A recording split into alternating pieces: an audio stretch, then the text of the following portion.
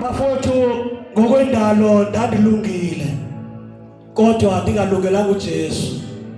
Ngelinye ilanga ndathi ndiphuza njengomuntu ophuzayo, ndathi bandibamba ubhiya ndizophuza, ndabona nendoda emile ngaphakathi ebhotweni yobhiya igqoke umhlophe, ngasala uvalo olumangalisayo. Kodwa ekhuluma into ngaphakathi ithi hamba esontweni wena. Bazalwane, yabona uma umuntu ophuza utshwala kunesikhathi ke ube nento ngathi udakiwe. Ngaphuma kasamoya phandle ndithi hayi mhlawumbe ngidakiwe nje ake ngiphume phandle. Mangibuya ngayibheka ibhiya akekho lo muntu ngabe sendiyaphuza. Kodwa into yanenzela ubuhlungu bazalwane, yaphinde yavela le ndoda lena. Ubuso abonakali kodwa kumhlophe nje. Yangipointa ngomunwe. Ngaleso sikhathi ilanga yamkela ngalo Jesu. Uyabona uJesu bazalwane uyangena nokuthi umubi kanjani. uJesu bazalwane uyangena noma isimo seko sinjani. Ayikho isono esivimba uJesu. Ayikho impilo evimba uJesu. Ayikho isimo imeko engenza ukuthi wena ngeke uJesu abamkele uJesu. Dikulo muntu ke bagcwele ndandi ngobe. Ngeke ngikhuluma kuningi bazalwane. Kodwa engizokufakaza nje nabafowethu kunelizwi kuDeuteronomy. Kodwa sizofunda ngizofakaza nje ngalo lapho kuthiwa kothi mawuligcina uliphulaphule ngenkuthalo izwi likaJehova uNkulunkulu wakho uthi ukubusisa ekungene nasephumeni kwakho. Kukhona indawo engifuna ukukhuluma kuyona lapho ithi wobusiswa nesizalo sakho. Haleluya. Uthi wena mama wena baba mawuthe waligcina izwi kaNkulunkulu wobusiswa kanye nesizalo sakho.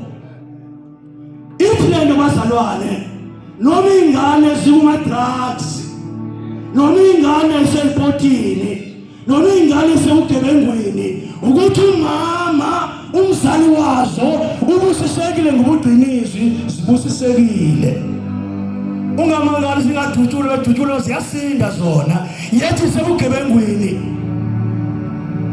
Uthi nobusiswa kanye nezingalo zakho nenzalo yakho.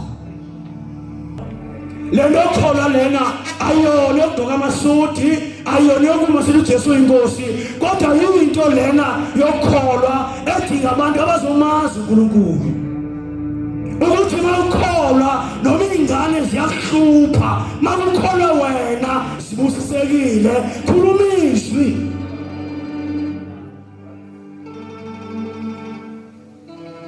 Khuluma izwi. Ukuthi ufuna lengane beyini. Akekho umuntu uyacabanga ukuthi mina ngingaba neshumayelo. Kodwa uNkulunkulu oyimpilo yemina. Ngithi uJesu inkosi. Ake simsale uNkulunkulu izandla bazalwane. Simsale uNkulunkulu izandla. Yabona umsale nje ukhumbula la usuka khona. Ukhumbula ukuthi ulandwe. La usuka khona. Abanye basuka kuma background test. Ifamily yakho, generation yakho yaba test ifamily kodwa bavela wena. Ifamily yakho yazwa ngolunye uhlobo ngoku. Haleluya. Amen. Ngiyayibonga inkosi kakhulu bagcwele eyinkosi ephakeme kakhulu ethembekileyo. Nami ngiyabonga kakhulu ukuthi ndiye ngalithola ilanga namhlanje. Ake sithathe izwi kaDaniel bagcwele chapter 1. Ndiyathandwa ngubani ngoba yethe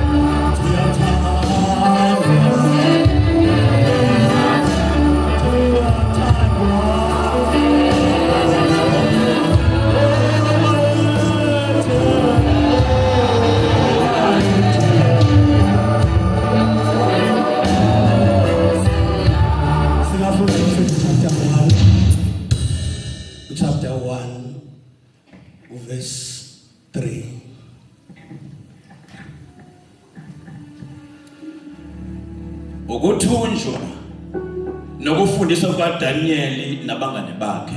Yebo. Inkosi yakhuluma kuHashiphenazi induna yabathenwa bayo ukuba athathe kubantwana bakwaIsrayeli abozalo lwenkosi lezikhulu abalethe abafana abangenasici ababukeka kahle abanengqondo ekuhlakanipheni konke abanolwazi ekwazini abanokuqonda ekwazini abanamandla okukhonza endlini yenkosi abafundise izincwadi nolimi lwamaKhaledi.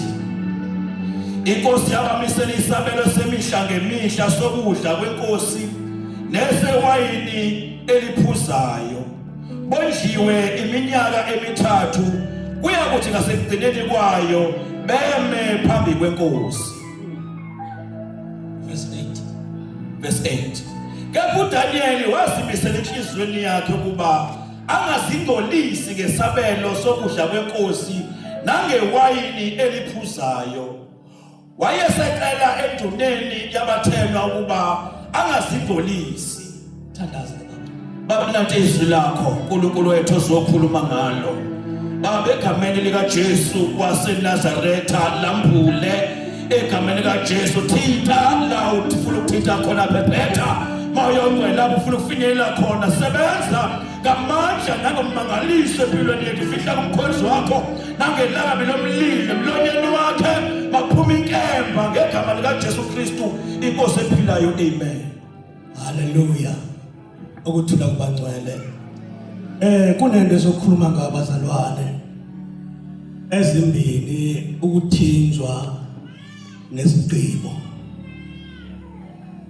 Hallelujah. Apha uDaniel nabafowabo bayathinjwa.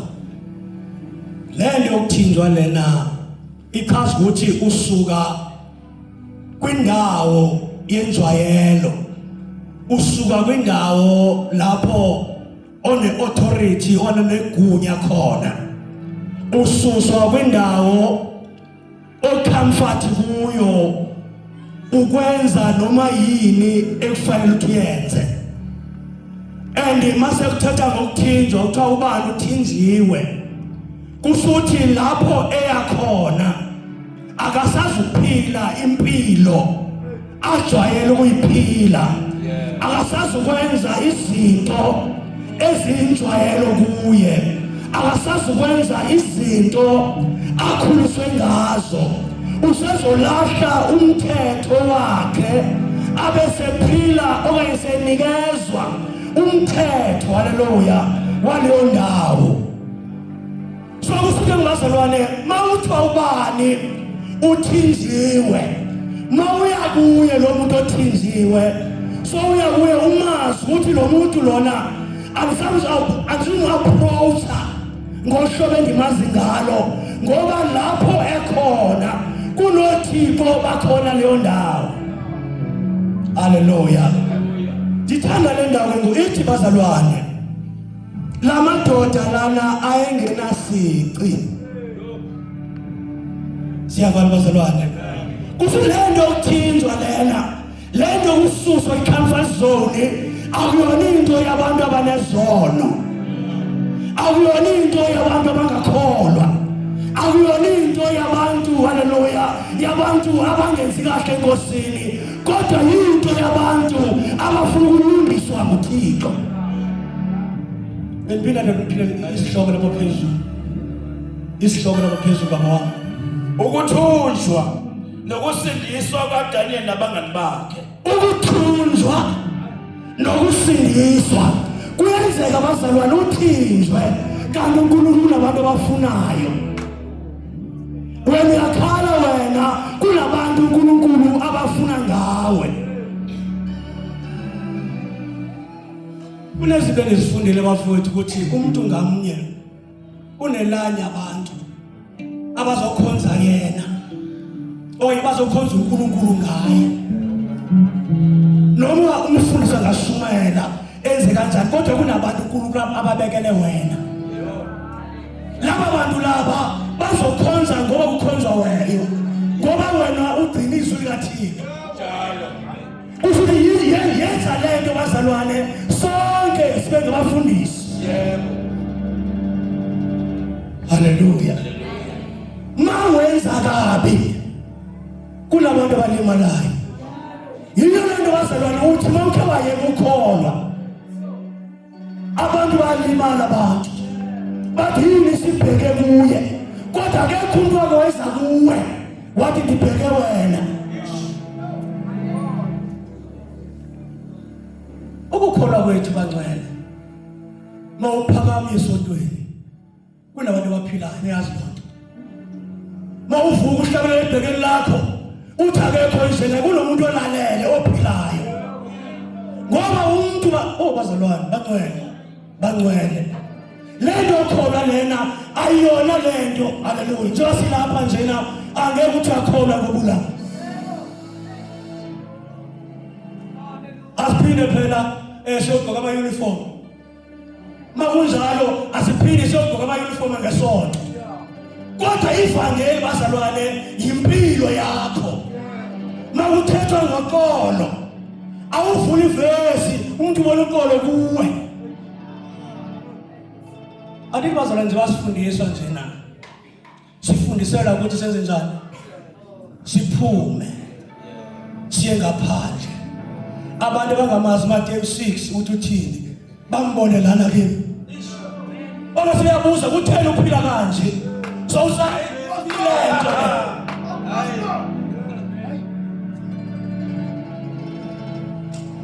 Ngoku sijaha bazalwane ukukota. Uzomkotela uthi bakathini umuntu ongayazi iBhayibheli. Ngoba lento iBhayibheli ayona ibhuku, ayona ezifundiswa le. Lizwi likaThixo. Elethu thina esasimamkela uJesu ukuthi thina bazalwane asiphume siyohambisa okwakhe. Abantu babone emhlabeni sihambisa okwakhe sebayabuza yini le uthi nani ivesi. Wena udako wena kwenze njani? No, uJesu wenza konke. Yini uphila kanje? No mfowethu ngahlangana nendoda. UJesu ngoba bazalwane sibasifuna iBhayibheli ayisincedi thina. Ayisakhi iBhayibheli. Yabona nje waselapho wangcwele. La iworkshop yakwamoya kufanele bazalwane ukuthi mawuphinda la usuka khona kunezinto ezingasatholakala kuwe. Siyakwazi unolaka wena kwenze izinto ezihlukanisi.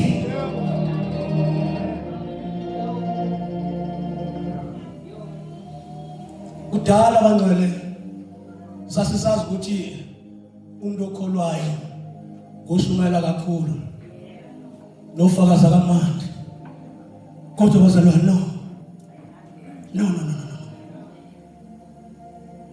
Yabona manje ivangeli yangoku seyithi worship ilele nentombi. Seyithi insizwa ilele nomfana ufanele nentombi. Abuye azohlabelela kungenzeki lutho. Ngoba lento okholwa wayimuva lapho uJesu ayisekho kuhlabeleleni, ayisekho ekusumaleni, ayisekho lapho kodwa impilo le ile lesiphilayo kuzobonakala thina izoveza sithi lento. Mawuhambe kuhlalweni wazi ukuthi umfundisi ungaziwa ngeBhayibheli.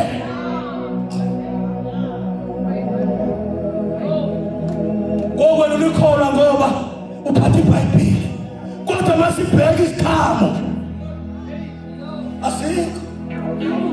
Khona umhlolo andithwale izikhamo ezo moya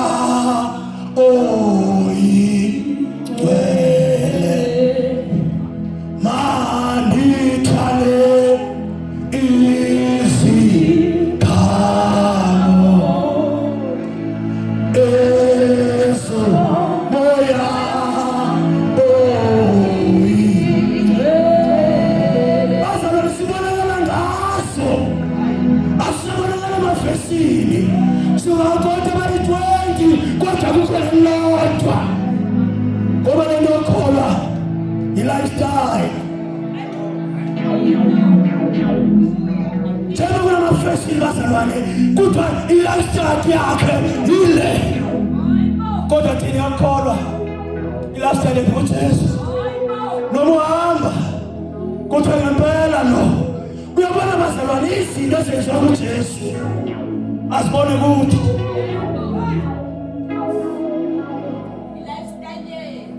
lifestyle yethu indlela siphila ngayo saziwa ngayo ayikho into saziwa ngayo bazalwane ithi lento engazange akubona umuntu usumayela ungazange ufakaze athi wathi impilo yakhe lo muntu lo ikhona khona la akazinevese yodwa yakho kodwa indlela ohamba ngayo indlela ophila ngayo uthi uJesu bazalwane ufundisa abafundi bakhe ukuthandaza uthi anothi banithandaza baba wethu osezulwini malizulise igama lakho intando yakho ayifike la njengoba kusuthi wasiyame emhlabeni baba intando yasezulwini beyayazi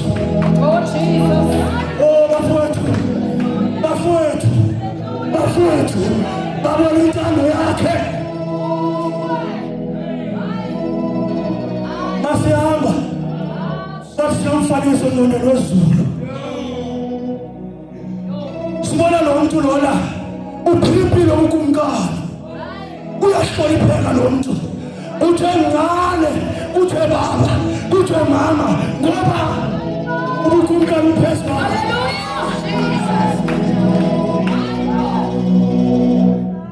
ubukumkani bakho awufikela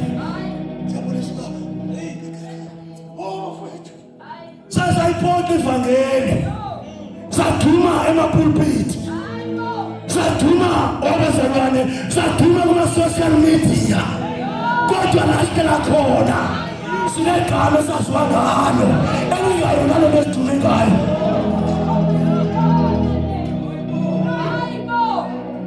lapho bazalwane la usuka khona njengohlala kangaka lana babekhuluma ngayo bathina abantu bathi ubani ukubabuza wathi uJesu bafuni bakhe wathi abantu bathini ngibani osethi nina nithini lento bazalwane thina sirepresent uJesu uzowaziwa ngami uJesu uzobonwa iBhayibhile izobonwa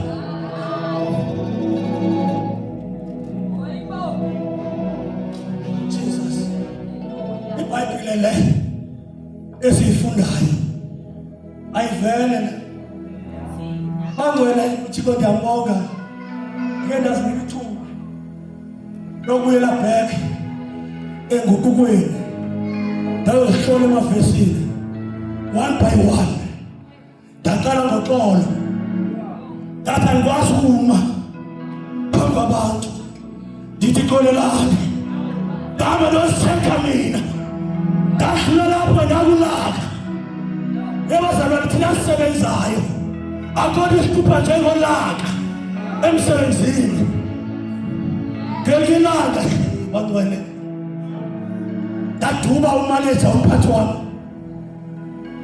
ngoba ekhuluma into engazwani nayo njengoba ngihamba wathi umoya ongcwele leliphi ivangeli ozolishumayela ngoyaduba wena ulolaka wena bese ngiyaphenduka ndiyabuya ngathi mphathi wami ngiyaxolisa akufanele ndisifeka le ndlela endifeka mina ngumntwana kaNkulunkulu ebesathi ndiyabonga namfowethu leyo nto yandenza igama ngoku bazalwane anisokoli kakhonza uma fana ndiphangele Sunday ukuthi umphathi wami isonto lingena sikhathi sini ngesikhathi sontweni stand by for wena uhambe usonto ngoba le bazalwane akhange ndime ndisuma ndithuthi uJesu kodwa ngiyayiphila lento iyaphilwa ivangeli efeminini yakho esingayo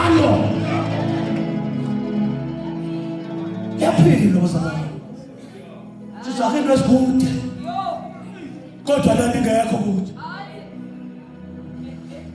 sikolele izono zethu njengoba nathi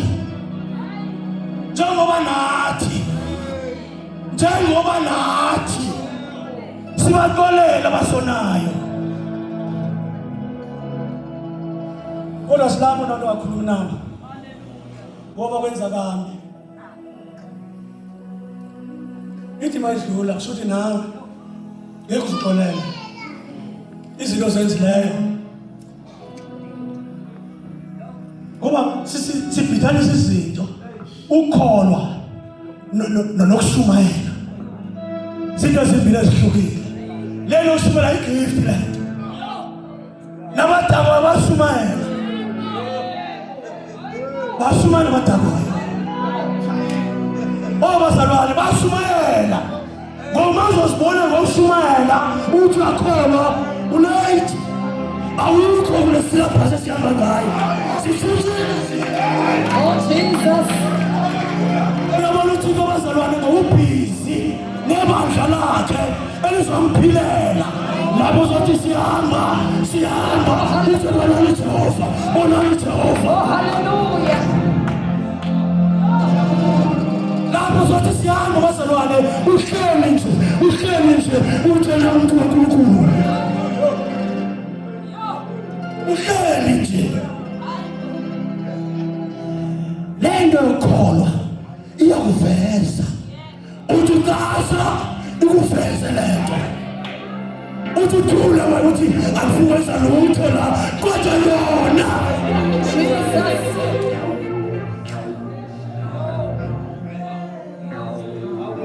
azalwane leyo niyasetshenziswa sizoyivala lento yokukholwa iyasetshenziswa hayi usunyelwa isifani kodwa ukholwa hawu awuzothi uphendukile wena uyothenga isuti ufaka uthayi nozothi yakholwa ayipheleli lapho uqala ugqoke ngaphakathi uyabona lithi izwi lathixo lingena ngaphakathi ube siyakholwa mase ikholiwe likubonisa ububi bakho ube suyavuma ugqoke ngaphakathi uthi ungazange ukhuluma kuthi akakhulume nje khuluma nje bazalwane athi umuntu ongakholwa athe ngiyabonga bafowethu namhlanje ngiyabonga uNkulunkulu ufike hamba ngenyama kodwa kangafiki uNkulunkulu kungena uhlangula lapha wathi ngiyangene nje athi ngiyambonga uNkulunkulu ufike hamba ngenyawo zathi zaguquka izinto ngoba uNkulunkulu umuntu uNkulunkulu usemthweni uthixo bazalwane uhlala kuwe nawe uhlale kuye uthina sobabili sibe siyathandana njengoba kwenzeka i-relationship thela uNkulunkulu nomuntu wakhe asibizelwa ngabazalwane uzodlala nje sizoveza yena uthixo abonwe aziwe kunabantu abangaphendulwa ngamavesi baphendulwa ihambo yomuntu athi bangaphenduka lesi sidaba lesi ngempela ukhona uNkulunkulu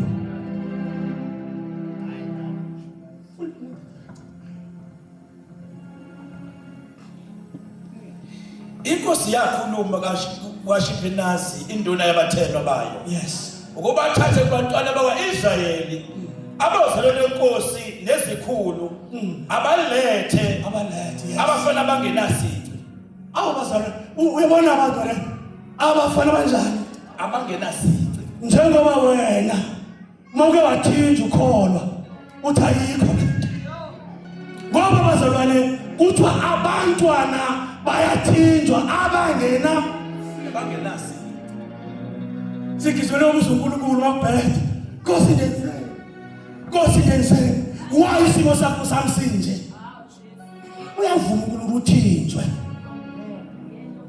ya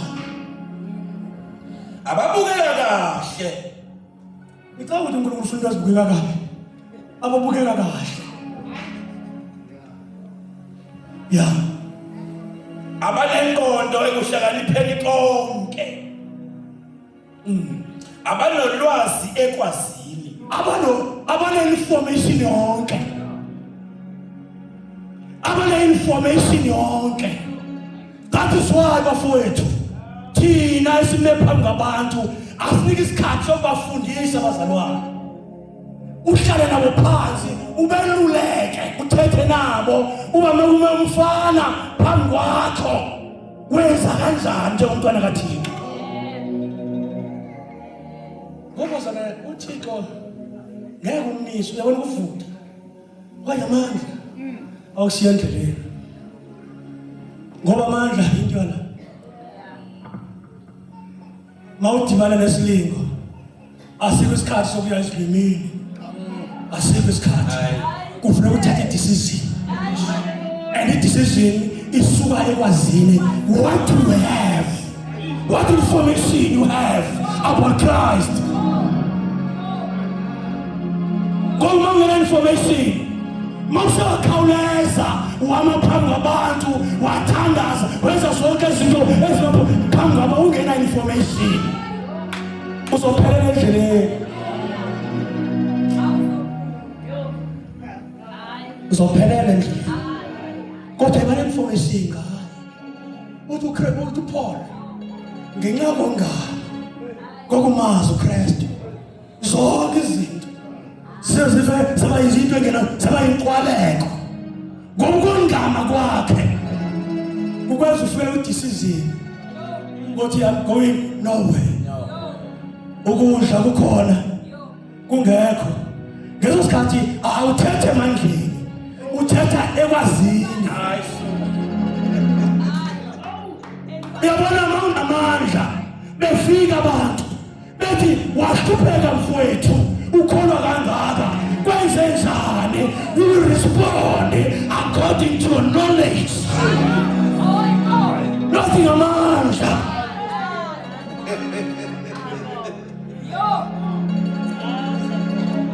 Ozo sifundelani iBhayibheli mali ngasakhi sifundelani iBhayibheli masingakhona ukuresista mayezo sathane asikwazi ukuresista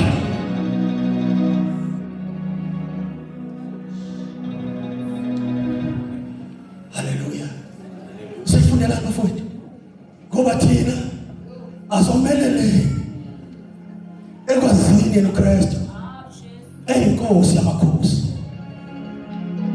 yebo baba abanoqonda ekwazini abanamandla okukhonza endlini yenkosi abanamandla okukhonza ukukhonza is to go down before someone to reach unto the Almighty God mawungakwazi ukukhonza if I was ukuthi bow uThixo wazalwa ngamkhonza kanjani uThixo engazange nambona kodwa lehlulwa kulo uthi mlayi umuntu ndothini komuntu mina ndithetha nothini kodwa uphikisana nezo lifundayo ungamkhonza kanjani ungamthanda kanjani ongazange wambona kodwa lombona every day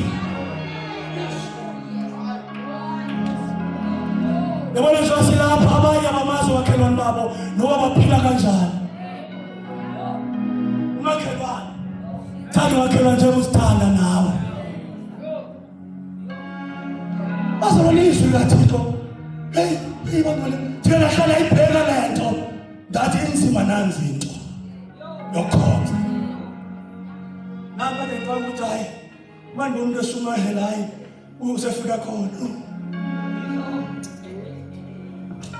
lento ngoku mawusumela ndiyamuva seyiphuma kaphandle ubheke mawusesipa usophisa wenza kanjani ilanguage yakho waziwa ngani emsebenzini mawuphuza usophisa babonana abantu la inkonzo isithi umzalwane kuthi kodwa laba bantu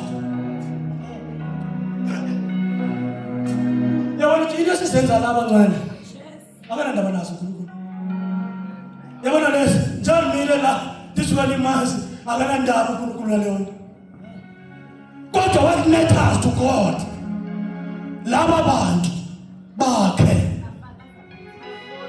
abathanda njengabalungisa babonani kumo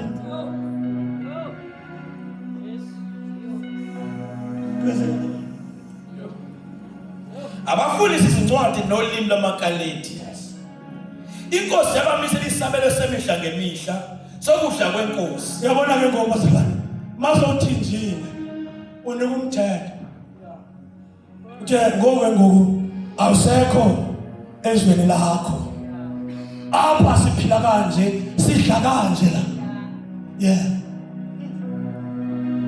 inkosi yabamisela isabelo semihla ngemihla sokudla kwenkosi newayini eliphuzayo ondliwe iminyaka emithathu kuyakuthi ngasekugcineni kwayo beme phambi kwenkosi kunento ayenzayo uThixo wazalwane uvela athule ngokukhonza kahle athule uThixo uhluphe ungamtholi umsebenzi athule uThixo bathethe zonke izinto abazithandayo uThixo athule kanti kulelizwe lokuhlupheka oyakulo kulabantu abalapho abadinga uNkulunkulu ngeke ufike lapho nakho konke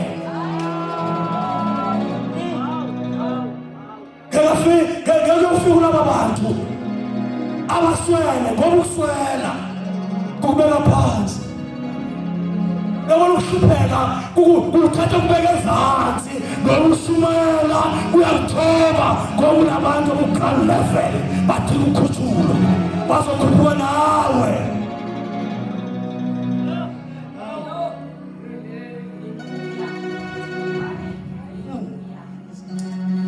kepha uDaniel wazimisela enhlizweni yakhe ukuba akasigcolisi ngesabelo sokudla kwenkosi kulelo ithanda koDaniel akakophisana noNkulunkulu asiva kuthi uyathandaza uDaniel uyobuza uNkulunkulu uba ngithizwa kanjani ndikhonza wena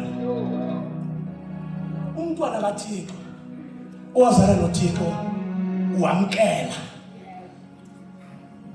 siyavana bazalwane umntwana kaThixo owazalayo nenkosi noma efakwe ehlala into yokuqala yenzayo ujonga uThixo uthi uThixo athi inkosi mangingena nawe kulungile ngoba imistake wakhona kuthi ndifakwa i-absent yakho uDaniel enhlizweni yakhe waqina uNkulunkulu Daniel akathi bafowethu njengoba sithinjiwe nje senza kanje uthi waphi bazalwane enhlizweni yakhe and akaphikisa nalo bekumthetho ikhono lazalo Kristu aliphikisani nesimo ukakhuluma ngelinyanga uBishop wenkonzo uthi bazalwane manje bona umuntu ethandazela abantu besiyo kusenzeka lonke imisebenzi bese nimbona indlela akhonza ngayo bese ngiyakhathazeka uthi ningenaphi nina lapha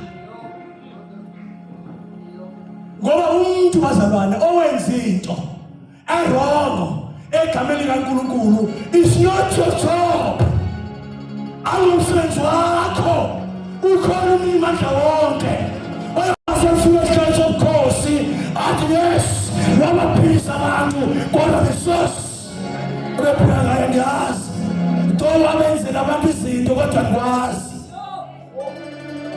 ngokuthina bazalwane sizikaka ngento zabantu nendaba sixake ngathi sikhanya sikude sothi umoya uphansi dilimele into yokulimazileyo usubabona umprofeti esenza amanyala kanti umprofeti unobaba wakhe ozodila naye umsebenzi wakho uthi mkhonze umsebenzi wokukhonza abawayo ebandleni bashisona is not your problem kodwa wena khonza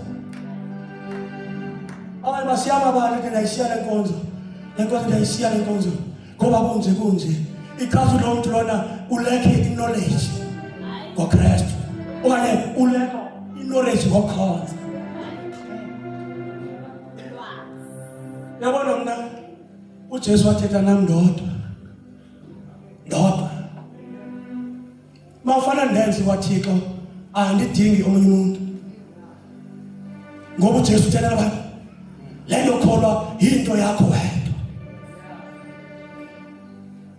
uDaniel wagcina inhliziyo yakhe ubangeka azingcolisa ngesidlo nangewayi ithi mayisho iBhayibheli bazalwane umthetheli wavamenzela inceba isuka phi inceba ukuthi khange adyuse naye athi mina ngiyakholwa mina ngiyakhoke ngiyenze lento mina ngiyakholwa mina kodwa wazi uNkulunkulu wakhe wazi ubudlelwane bakhe noNkulunkulu enhlizweni yakhe wagqiba ngokubazalwane siphasa izinto ezininzi kuthi sima singahambi kahle ngoba ugibaka enhlizweni yakho uphithizele mawuhlutha ngabantwana uyaphithizela mayizo sihambi kahle uyaphithizela kanti mawugibile unengathula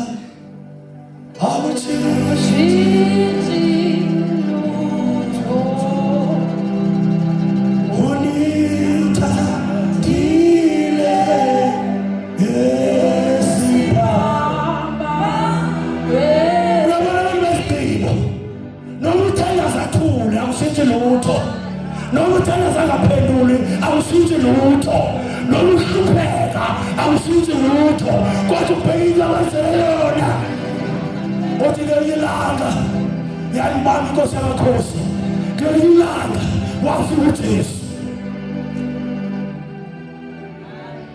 amandla esigqibo siyabona kufika isikhathi lapho uNkulunkulu emphakamisa uDaniel wamphakamisa uNkulunkulu ngenxa yesigqibo kuthiwa wamenza uThixo wamenza uDaniel wavelela kubaphathi mase bevelele kwabona ukuthi ukumkani uzomphakamisa uDaniel aphathe bona bangena jealous tokamenze liyelekeke kuthiwa abantwana bambheka uba yini esingamsola ngayo uDaniel ukuze kukumkani avele kabi yayibona lento yokusiphatha yayibona le attitude yakho le uyayibona bazalwane le behavior yakho le uyayibona le ndlela othetha ngayo le akusikhona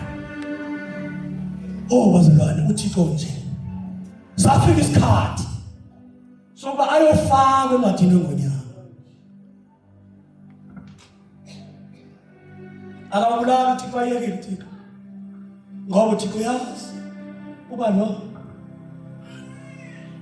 mna naye bafakwe emadini engonyama mase fakiwe kuthiwa kumkani ngabo busuku wathandaza ubusuku bonke yini emthandaza kumkani uthandaza kumkani ngoba ubone umthinjwa odiscipline mase fika kuseni kumkani amazwi awathethayo uthi ngaba uNkulunkulu wakho omkhonza njalo ukusindisile naDaniel sendiyavala uthi uDaniel phila bona phakathi kumkani uThixo uyithumele ingilosi yakhe yayivala imilomo yengonyama ngoba ndifumaneke ndingenatyala phambi kwakho naphambi kaNkulunkulu sesiyathandaza ndifumaneke ndingenacala kuwe kumkani ngoba lento yetyala awukwazi uba right la urongo la ube right la ube wrong siyahamba zombini ngoba sonke wafika uNkulunkulu ebhabheni wathi onke la madoda la nabafazi bawo nabantwana babo abathunyelwa athole encwadini engonyama ngoba badelela uNkulunkulu ongahluleki.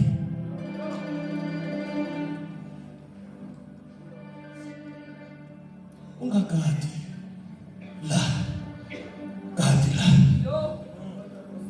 uyafika ungabikho kakhulu la ganda ukho la ngoba uNkulunkulu before aphendule ubheka lo uthini lo akase ngaphutha abazalwane ukuthi uNkulunkulu abeke umuntu akase ngaphutha ngoba ufuna umuntu wazalwane afunde ukuphila impilo yokuxhomekeka ungabi khona ukuthi uzosenzela wena.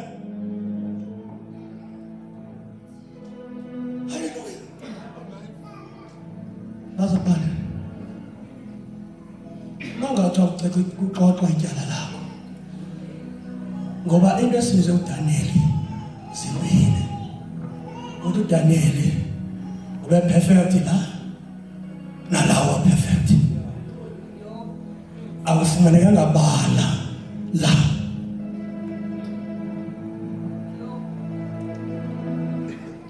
futhi ukuthi kungafumaneki ibala la automatically uba clean ngoba uNkulunkulu basifani ubheka mawufika isicelo zakho ukhuleka mzalwane uthi bawo vula iminyango ulinda umthandazo wenkokheli yakho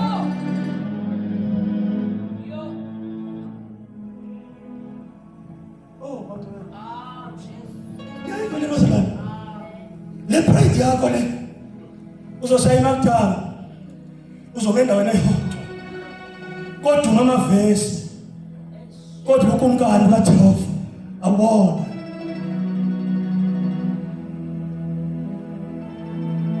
Nkosi ndiyakhuleka makube nje and akuve uNkulunkulu alindi leader yakho ngofanele ukuthi bazalwane manje khuleka noba ubishop naye bawufika umkhuleko wakho azofaka sila lo lento menza ukuthi ubaba wakho akufakazele kungoba uthi wena ingane yayibona ingane bazalwane ingane ayikwazi ukuphendula ingane noma seyindala ingane seyinemali yayo noma ifuna ukwenzani yakubaba ithi baba ngicabanga ukuthi ngenze lento abe sethi baba no not now bese yathoba ngoba ingane kodwa bese iphumile emunganeni ithi nemali yami ngizawenzela yonke into endifuna ukuyenza ayona ingane le